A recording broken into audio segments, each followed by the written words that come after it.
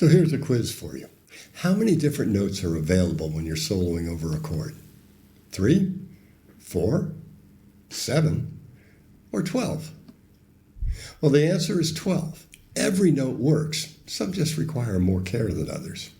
In this video, I'm going to show you an exercise that'll completely change how you approach playing over chord changes, with virtually no theory at all. And if you stick around to the end, I'll share a bonus that's going to blow your mind.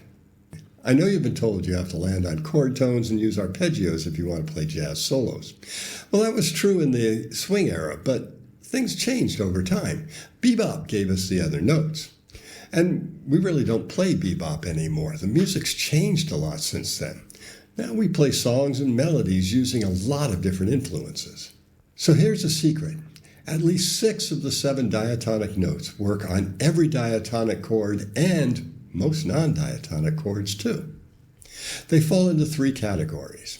1 are notes of resolution, and those are going to be the chord tones, usually the root, 3rd, 5th, and then 6th and or 7th.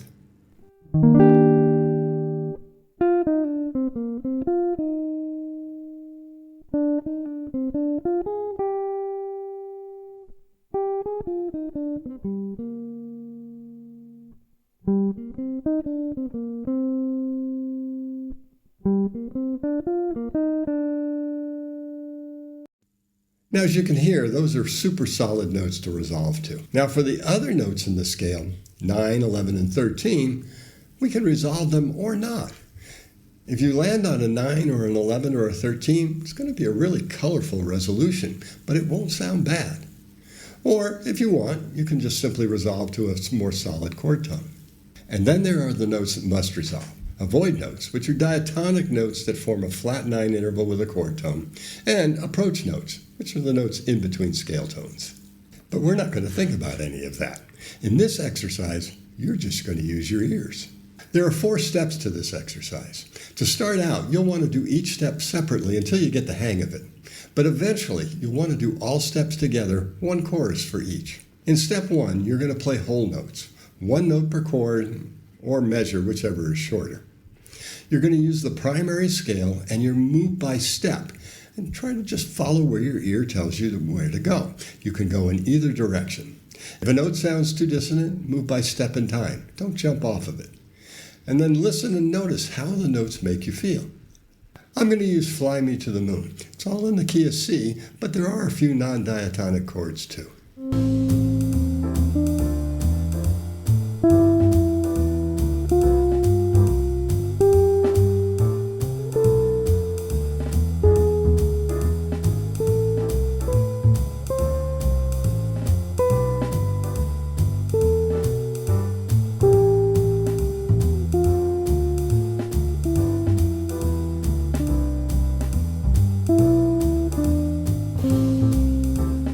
In step 2, you're going to be playing half notes or 2 notes per chord, whichever's shorter. You will move primarily by step, but not always. You can create lines and patterns, and eventually you'll want to add some approach tones too.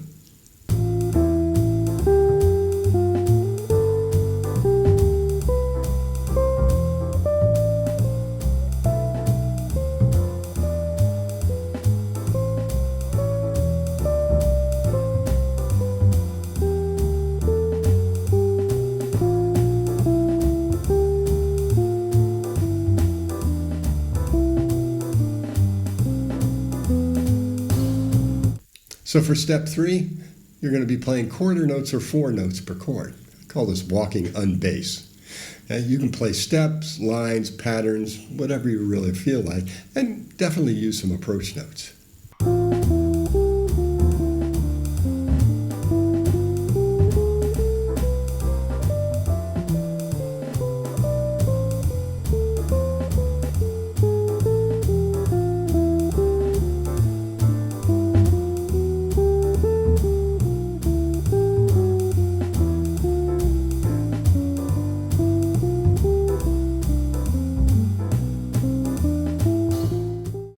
And then once you've done all of this, you're ready to solo over the song.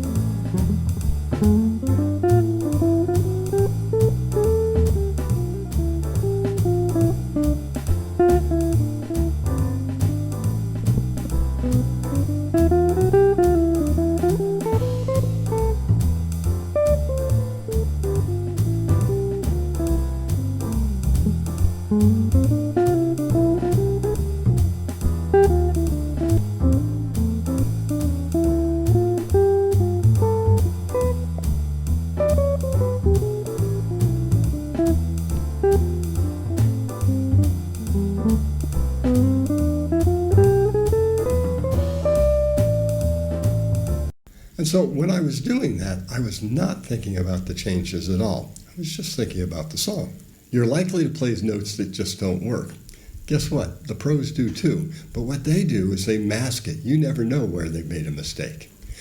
The easiest way to solve that is to either resolve it, half step away, and remember, don't jump off of it, or repeat it and resolve it, because if you play it again, it can't be a mistake, right? Another thing you can do is create a pattern or sequence.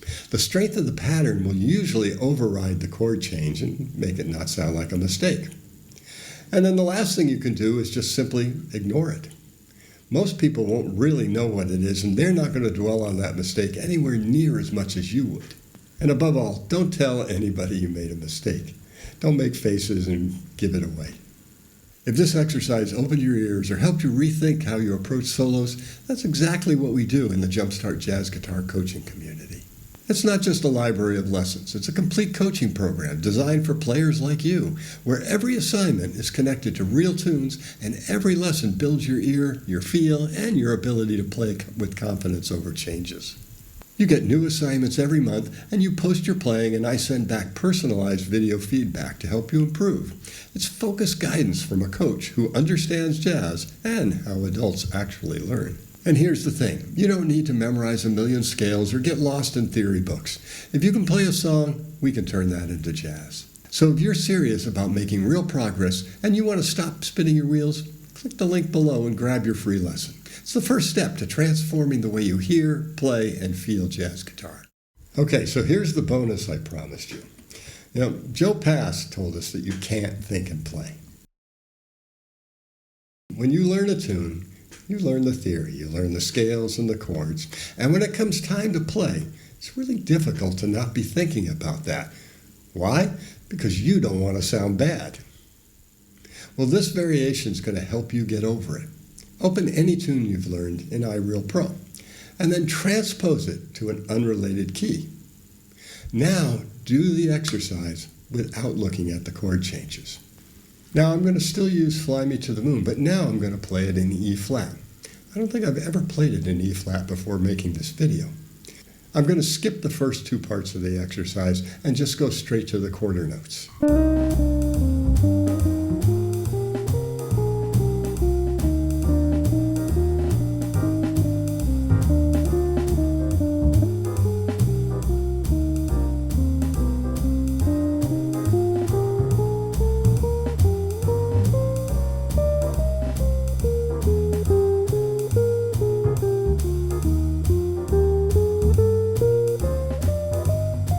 And now the solo.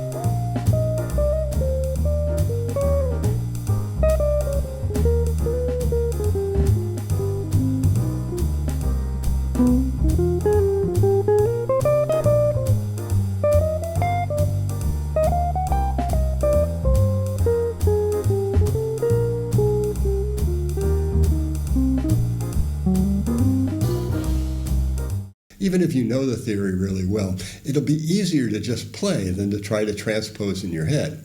Though that's not a bad skill to have, but that's another video. This way, you'll be playing over the song and what you hear and not the chord changes. Now, I use this exercise all the time. Not thinking is pretty hard, and it takes practice. And playing in another key opens up ideas that I might never have thought of in the original key. If you'd like more ideas on how to transform your solos, check out this video.